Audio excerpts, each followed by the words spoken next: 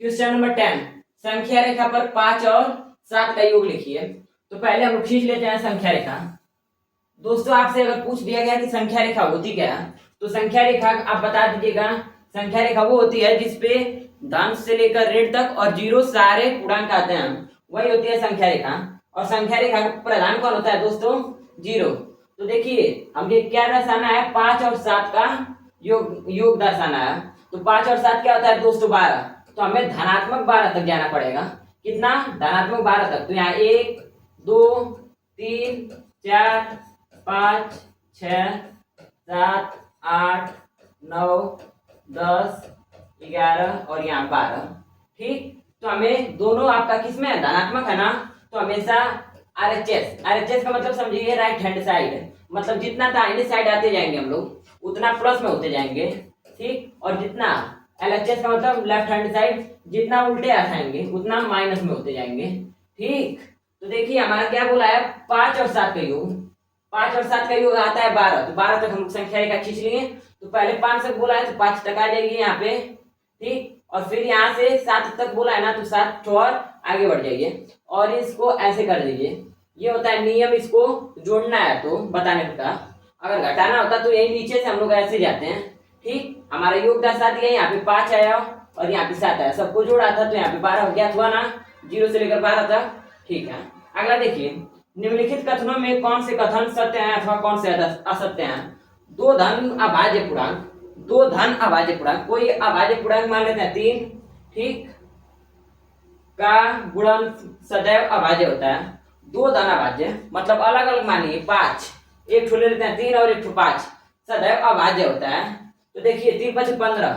तो देखिए इसका हम लोग गलत होगा। क्यों?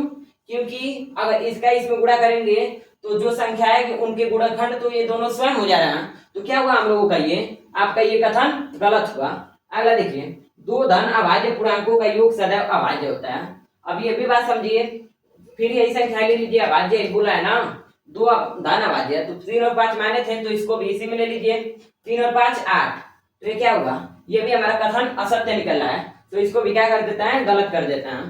यदि ए और बी कोई दो ऋण पूर्णांक है, कोई ऋण पूर्णांक है, ठीक, तो इसको क्या करते हैं? मान लेते हैं ए का मान -3, बी का मान -5, और बोलना है ना कि तब a प्लस बी भी सदैव एक ऋण पूर्णांक होगा।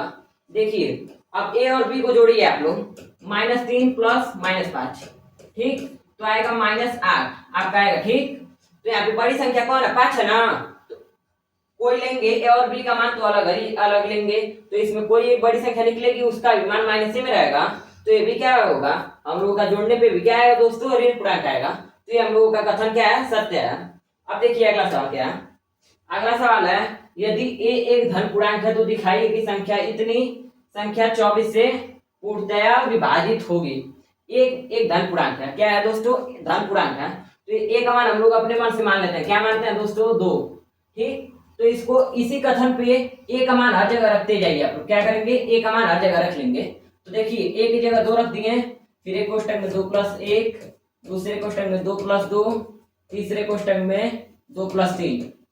ठीक, अब तो आप एक पहले कोष्टक साफ कर लीजिए, सबको जोड़ लीजिए, तो आएगा 3, इसका आएगा 2 2 4, इसका आएगा 5। ठीक, 2 3 6, 6 चौको 24 बचे 120। 120 क्या 24 से विभाज्य है ना, तो अतः ये भी क्या है?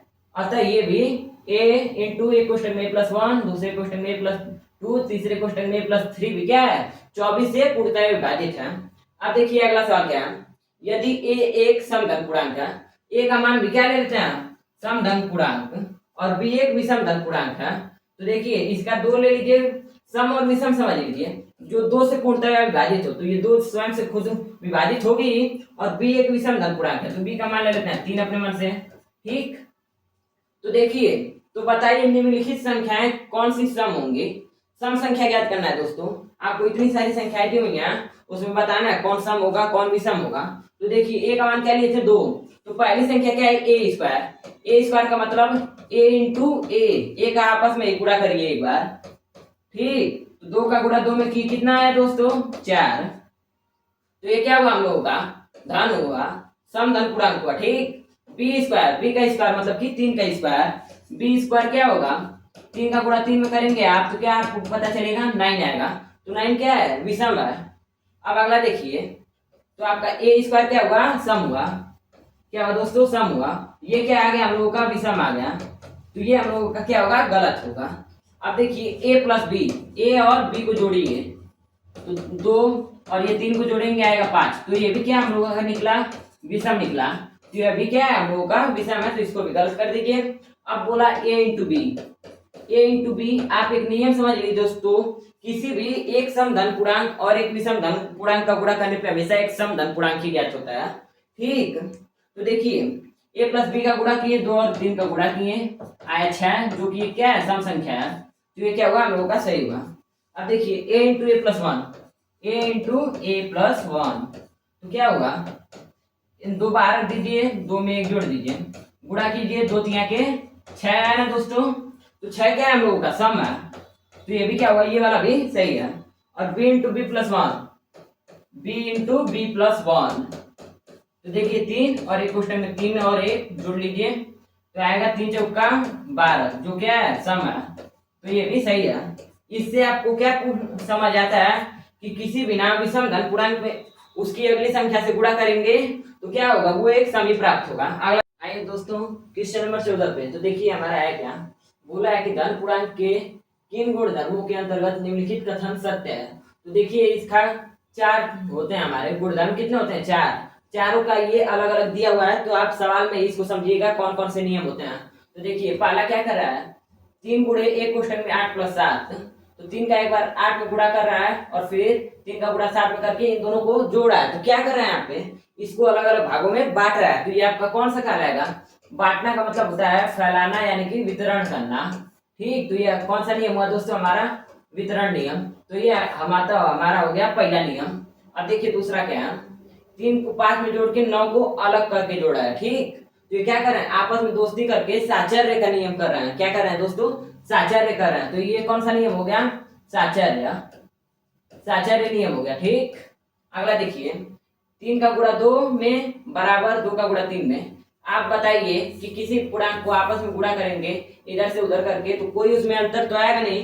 3 का गुणा 2 में करें या 3 का गुणा 2 में करें या 2 का गुणा 3 में करें, तो ये क्या कर रहा है, यहाँ पे क्रम की अदला बदली कर रहा है। क्या कर रहा है, क्रम की अदला बदली कर रहा है। तो यह क्या कहलाएगा, क्रम विनिमय नियम। क्या कहलाएगा दोस्तों, क्रम विनिमय नियम। विनिमय का मतलब होता है बदलना, क्या होता है, बदलना यानी कि उसके स्थान से उसको हटाना और दूसरे को रखना। यहाँ पे 2 3 के स्थान पे हटा के 2 रखा है, 2 के स्थान पे 3 रखा है, तो क्या किया यहाँ पे विनिमय किया है, तो ये भी क्या हो गया हमारा तीसरा नियम हो गया, क्रम विनिमय नियम। चौथा देखिए 3 का गुणा 5 में किया है, बराबर में 1 गुणे 5, तो 1 का मान 3 है। तो देखिए इसमें क्या करता है दोस्तों, चौथा नियम ये है आप लोगों का निरसन नियम। कौन सा नियम है, निरसन नियम। इसमें क्या करता है दोस्तों, इस बात को समझिए, इसमें करता यह है कि किसी भी संख्या को किसी में जोड़कर वहां पे किसी भी चर पद को रख देता है, अचर पद के स्थान पर चर पद को रख देता है और उसका मान दे देता है आपको। ठीक, तो ये आपका कौन सा नियम कहलाता है, निरसन नियम। अब आपको कंफ्यूजन आया होगा कि चर पद और अचर पद कहते किसे हैं, तो आप समझिए ए से लेकर जेड तक, अ से लेकर अ तक और क से लेकर ज्ञ तक, ये आपके जो होते हैं पूरा अल्फाबेट, ये आपके क्या होते हैं, चर पद होते हैं। क्या होते हैं, चर पद, जिनका मान आपको समय के अनुसार सवाल के अनुसार बदल जाए और 1 से लेकर अनंत तक, कहां तक, अनंत तक आपका कौन सा होता है, अचर पद, जो किसी भी कंडीशन में आपस अपने आप को नहीं बदलता है। यहाँ पे 3 को रखा है तो 3 आपको क्या अगले सवाल में 5 3 बन जाएगा नहीं ना, तो ये क्या कहलाएगा आपका अचर पद, यानी कि उसका मान कभी नहीं बदलेगा। अब देखिए संख्या रेखा पर -5 2 0 1 2 और 5 को दर्शाना है हम लोगों को, तो क्या करते हैं अलग अलग संख्या रेखा पे या एक ही संख्या रेखा पर हम लोग उसको दर्शा सकते हैं।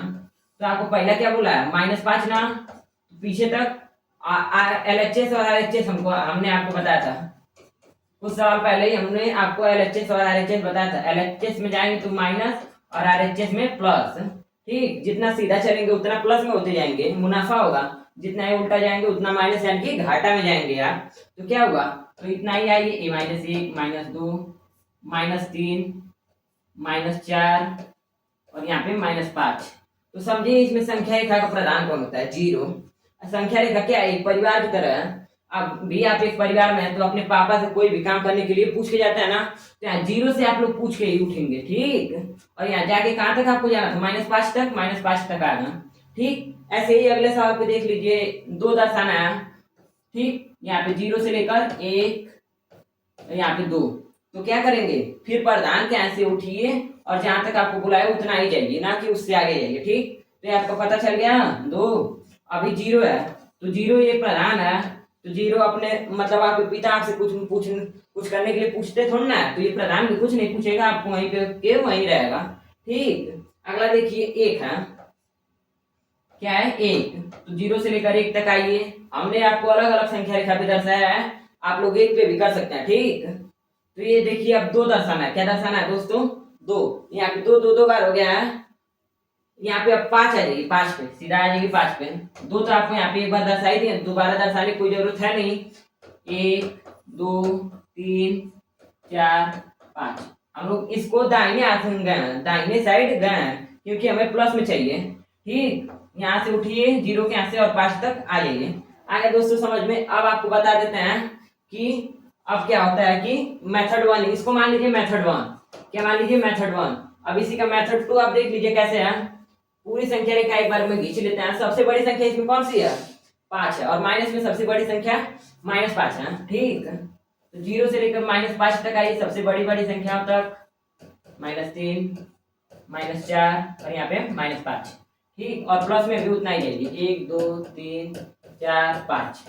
अब देखिए आपको कौन कौन सा दर्शाने का है? -5 तक, -5 तक आ गए, और आपको इधर बोला है +5 तक, और बीच में कौन कौन सी संख्या दिया है? 2 0 1 और 2।